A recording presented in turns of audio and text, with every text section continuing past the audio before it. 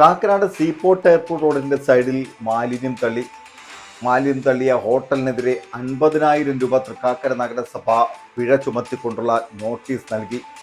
വരും ദിവസങ്ങളിൽ തൃക്കാക്കര നഗരസഭയുടെ വിവിധ പ്രദേശങ്ങളിൽ പരിശോധനകൾ നടത്തും എന്നും തൃക്കാക്കര നഗരസഭ അധികൃതർ അറിയിച്ചു.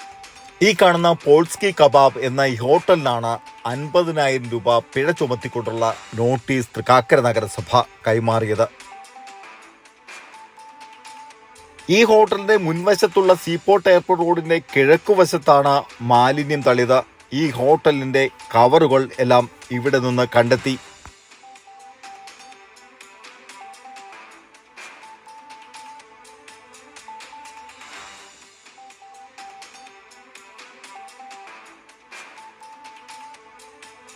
വരും ദിവസങ്ങളിലും പരിശോധന തുടരുമെന്ന് തൃക്കാക്കര നഗരസഭ അധികൃതർ അറിയിച്ചു. ഞാൻ പ്രദീപ്, ന്യൂ ഇന്ത്യ, നന്മ 24.